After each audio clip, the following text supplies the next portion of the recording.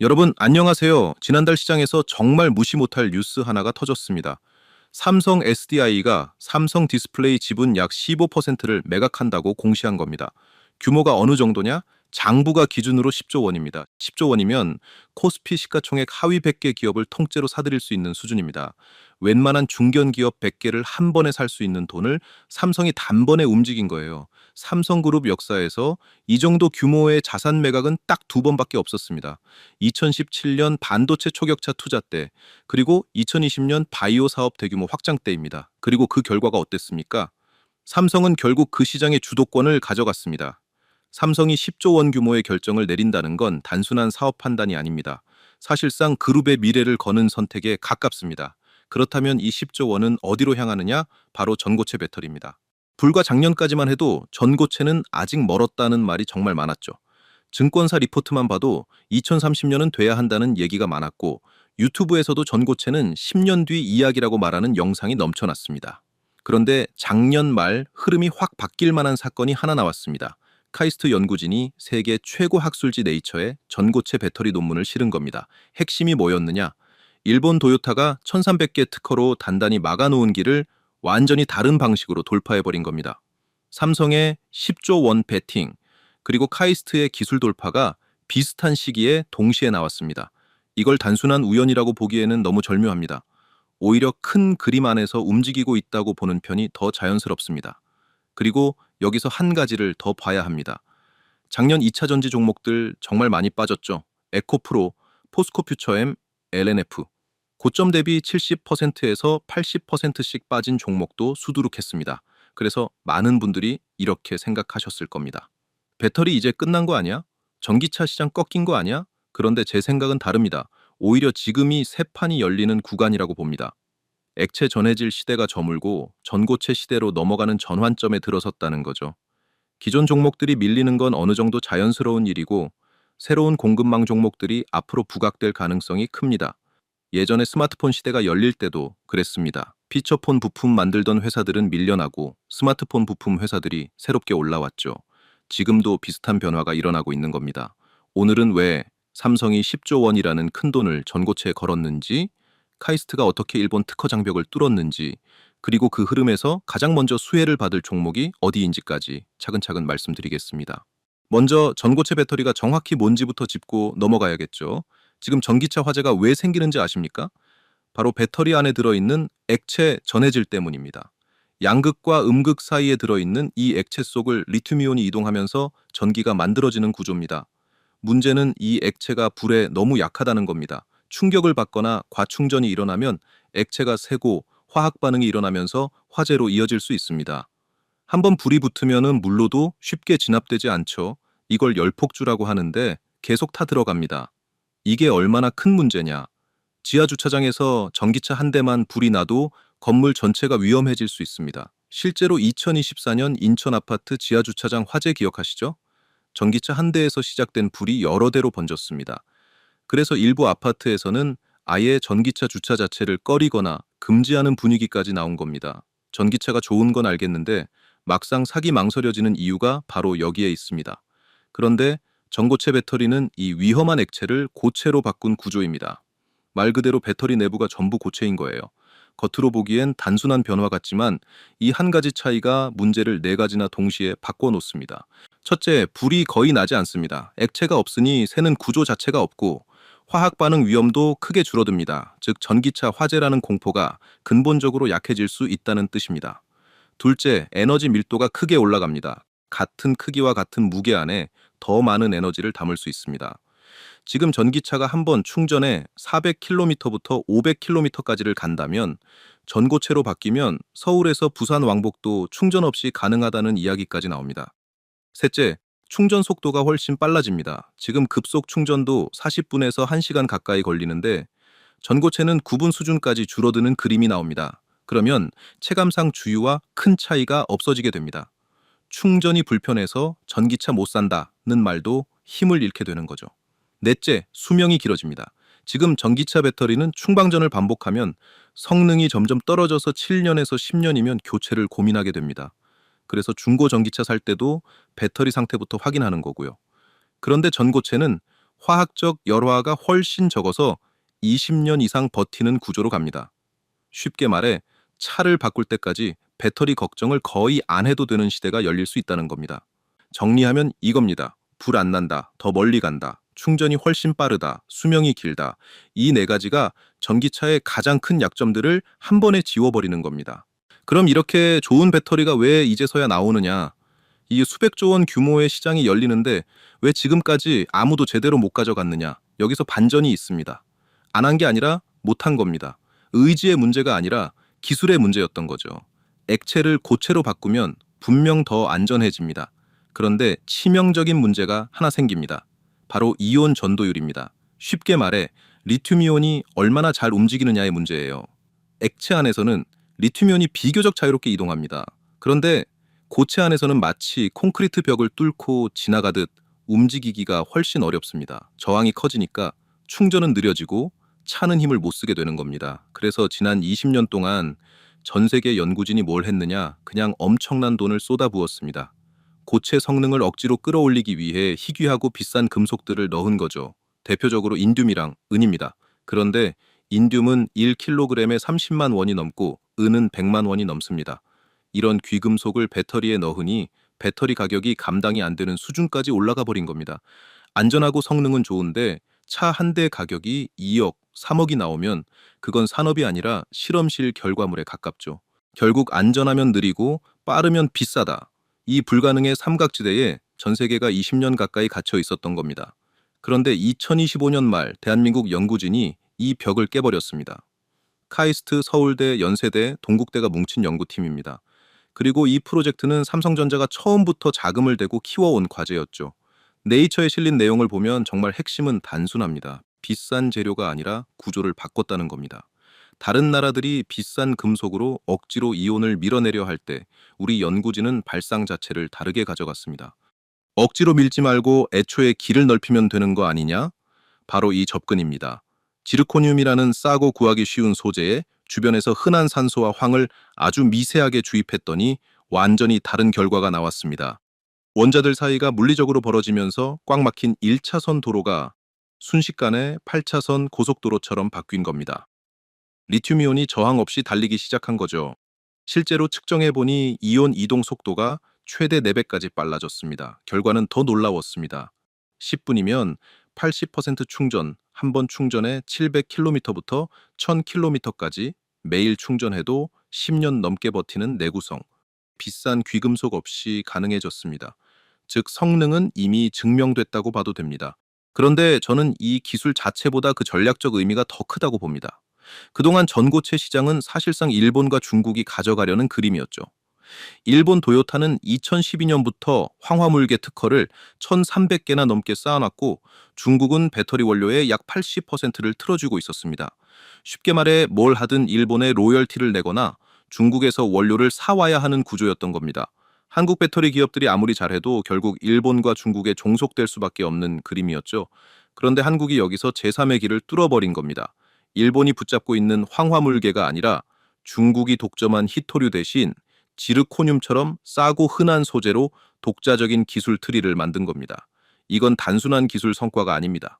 일본 특허 장벽을 우회하고 중국 자원 독점을 무력화시키는 엄청난 산업적 사건입니다. 자, 여기서 다시 삼성 SDI 이야기로 돌아가겠습니다. 앞서 말씀드렸듯 그 10조 원의 향방이 전고체 배터리 양산입니다. 구체적으로 보면 향후 2년 동안 필요한 설비 투자만 약 6조 원 수준이라고 밝혔습니다. 이번 자산 매각 자금으로 최소 4조 원 이상을 충당하고 나머지는 채권 발행과 내부 유보금으로 채운다는 계획입니다. 그런데 여기서 시장의 반응이 굉장히 흥미로웠습니다. 매각 공시가 뜨자마자 삼성 SDI 주가가 오히려 올랐습니다. 왜 이게 중요하냐? 보통 기업이 핵심 자산을 팔면 주가는 빠지는 게 정상입니다. 보유 자산이 줄어드니까요. 그런데 주가가 올랐다는 건 시장이 이 매각을 손해가 아니라 공격적인 투자 신호로 해석했다는 뜻입니다. 기업이 돈을 쓰겠다고 했는데 주가가 올라가는 경우는 많지 않습니다. 오직 시장이 그 투자처의 미래를 확신할 때만 나오는 반응입니다.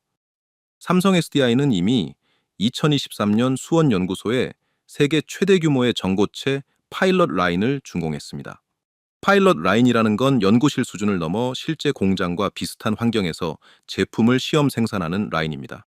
그리고 여기서 가장 중요한 기술 전환이 일어났습니다. 기존에는 양극재와 고체 전해질을 하나하나 눌러 굳히는 방식이었어요. 연구실에서 샘플 몇 개 만들 때는 괜찮지만 그 방식으로는 하루 생산량이 너무 적었습니다. 삼성 SDI는 이걸 롤프레스 방식으로 완전히 바꿨습니다. 두 개의 대형 롤러 사이로 전극 시트를 연속으로 통과시키면서 압착하는 구조입니다.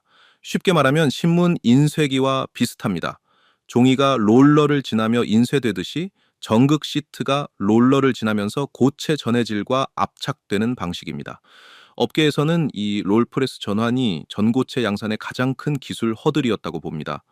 도요타도 퀀텀 스케이프도 아직 이 단계를 완전히 넘지 못했습니다. 그런데 삼성이 이걸 넘었다는 건 양산이 정말 코앞이라는 뜻입니다. 글로벌 파트너십도 아주 촘촘하게 짜여 있습니다. 삼성 SDI, BMW, 미국 솔리드 파워의 3자 협약 구조입니다. 솔리드 파워가 황화물계 고체 전해질 원료를 제공하고 삼성 SDI가 셀을 만들고 BMW가 실제 차량에 탑재해서 도로 위에서 테스트를 합니다. 올해 말부터 BMW 차량에 전고체 배터리가 실제 도로를 달리게 됩니다. 이제는 연구실이 아니라 진짜 도로에서 검증이 시작되는 겁니다. 그리고 이 데이터를 바탕으로 2027년 본격 양산에 들어간다는 계획입니다. 경쟁사들과 비교해보면 더 명확합니다. 도요타는 원래 2025년 양산을 말하다가 2028년으로 밀렸고 지금은 사실상 2030년 이후로 또 밀린 상태입니다. 퀀텀 스케이프도 2024년 양산을 약속했다가 2027년으로 연기했죠. 국내도 비슷합니다. LG 에너지 솔루션은 2030년 이후, SK온은 2028년을 목표로 하고 있습니다. 즉 국내외를 통틀어 보면 지금 가장 빠른 쪽은 삼성 SDI입니다. 그리고 이 시장은 가장 먼저 양산하는 기업이 공급망을 잡고 공급망을 잡는 기업이 결국 시장을 가져가는 구조입니다. 이건 반도체에서도 이미 증명된 공식입니다. 그리고 여기까지 시청해 주신 분들을 위해 제가 작은 선물 하나를 준비했습니다. 이건 지금 당장 급등할 것 같은 종목을 알려드리는 것도 아니고 매일매일 매매를 하라고 부추기는 내용도 아닙니다. 오히려 반대입니다. 시장이 흔들릴수록 감정이 아니라 오로지 기준으로만 판단할 수 있도록 도움을 드리기 위한 내용입니다. 저 역시 수많은 매매를 거치면서 손실도 겪어봤고 수익도 만들어봤습니다. 그런데 어느 순간 이런 생각이 들었습니다. 이렇게 감정에 따라 매매를 계속하면 결국 제자리 걸음이거나 언젠가는 크게 흔들리겠구나. 그래서 저는 매매 방식 자체를 바꾸기로 했습니다. 손실을 조금 보더라도 나만의 투자 기준을 먼저 세워보자. 그리고 그 기준을 최대한 구체화해보자. 그 이후로 시장을 바라보는 시선이 완전히 달라졌습니다. 받는 방법은 어렵지 않습니다. 채널 하단에 구글 폼 신청서 링크가 있는데요. 이 링크 클릭해서 들어가셔서 간단한 설문 여기에 작성해 주시면 제가 직접 확인한 뒤 주식 전자책 보내드리겠습니다. 그럼 영상마저 차분하게 이어서 가보도록 하겠습니다. 그런데 전고체 배터리를 그저 전기차용 배터리라고만 보면 이 그림의 절반밖에 못 보게 됩니다. 전기차, 로봇, AI, 데이터 센터.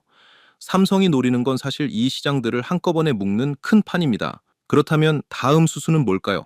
과거를 보면 답이 나옵니다. 2023년 삼성전자가 로봇 시장 진출을 본격화했을 때 가장 먼저 한 일이 무엇이었습니까?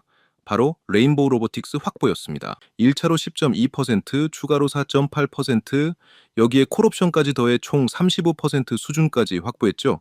그 결과는 어땠습니까? 주가는 1년 만에 600% 가까이 뛰었습니다. 반도체에서도 디스플레이에서도 바이오에서도 비슷했습니다.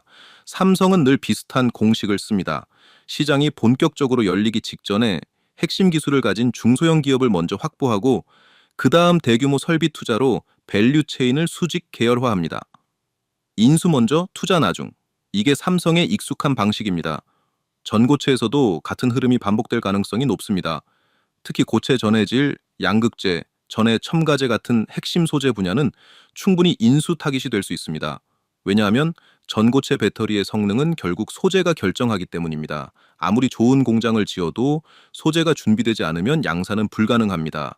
그래서 이미 삼성 SDI 공급망 안에 들어와 있고 기술 검증까지 끝난 기업일수록 인수 가능성은 더 높아집니다. 삼성 입장에서도 그런 기업을 사는 게 가장 빠르고 효율적이기 때문입니다. 그렇다면 지금 삼성 SDI 공급망에 들어와 있으면서 전고체 핵심 소재를 만들고 주가도 아직 바닥권에 있는 기업은 어디일까요? 먼저 동화기업입니다. 이 회사 이름을 들으면 MDF나 파티클보드 같은 건축자재 회사를 먼저 떠올리시는 분들이 많습니다. 실제로 국내 목재보드 시장 점유율 1위 기업이 맞습니다. 그런데 이 회사를 그냥 건축자재 회사로만 보면 정말 큰 기회를 놓칠 수 있습니다. 동화기업의 진짜 성장축은 배터리 전해액입니다. 2019년 전해액 전문 회사를 인수하면서 배터리 소재 사업에 본격 진출했고, 지금은 자회사 동화일렉트로라이트를 통해 삼성 SDI에 직접 공급하고 있습니다. 전해액이 뭐냐? 배터리 4대 핵심 소재 중 하나입니다. 양극재, 음극재, 분리막, 전해액, 이 네 가지가 배터리의 뼈대를 이루는데, 그중 전해액은 양극과 음극 사이에서 리튬이온이 이동하는 통로 역할을 합니다. 쉽게 말해 이온이 달리는 고속도로라고 보시면 됩니다. 이 고속도로 품질이 좋아야 이온이 빠르게 움직이고 충전 속도도 올라가고 수명과 안정성도 좋아집니다. 즉 누가 만드느냐에 따라 배터리 품질이 크게 달라진다는 뜻입니다. 더 중요한 건 동화기업이 액체 전해액에만 머무르지 않는다는 점입니다. 전고체 배터리 핵심 분야인 고체 전해질 개발 국책 과제도 수행하고 있습니다. 정부 자금이 들어가고 동화기업이 기술을 개발하는 구조죠. 국내 주요 배터리 기업들과 컨소시엄을 꾸려 차세대 고체 전해질을 공동 연구하고 있고, 중앙연구소에서는 액체와 고체의 장점을 결합한 하이브리드 전해질까지 함께 연구하고 있습니다. 이게 왜 중요하냐? 전고체 시대가 와도 리튬이온이 어떻게 움직이는지를 설계하는 원천 기술은 그대로 이어지기 때문입니다.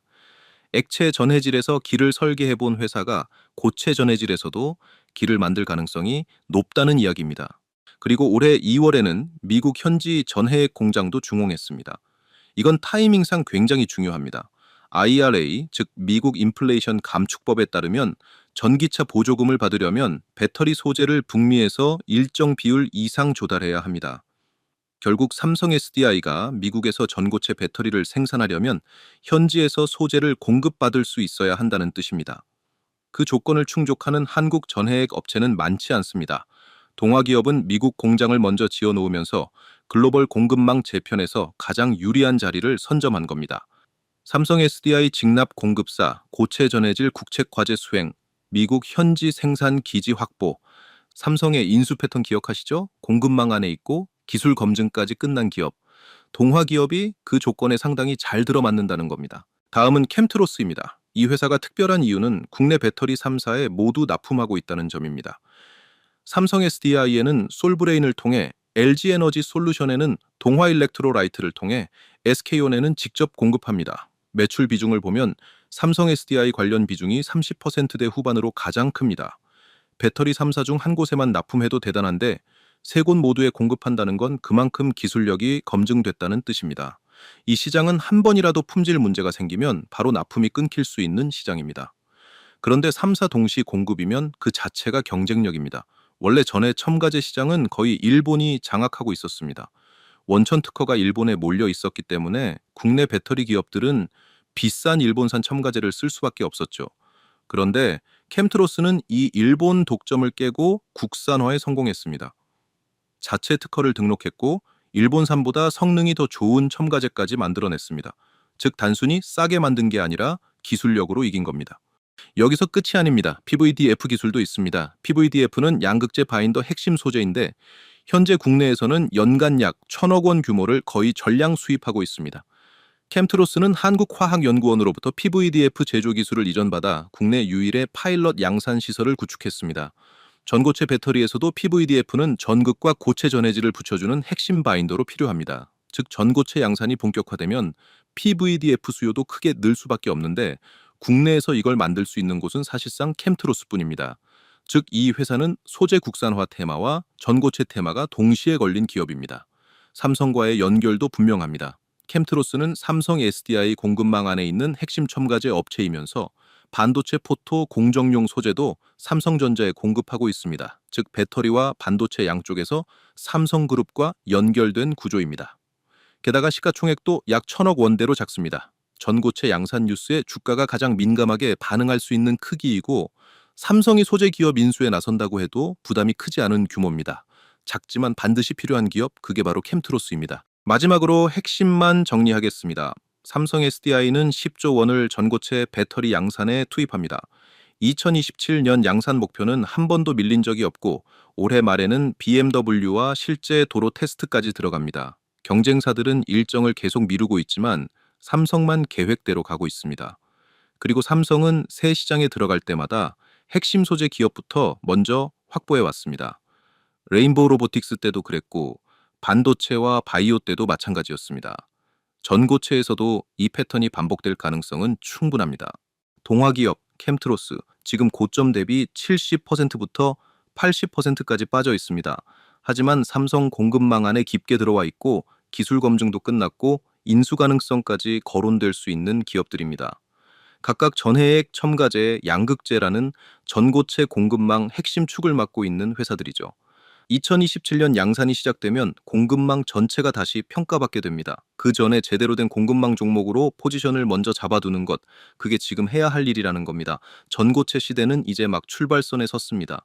1년 뒤면 이 흐름이 주가에 본격적으로 반영되기 시작하겠죠.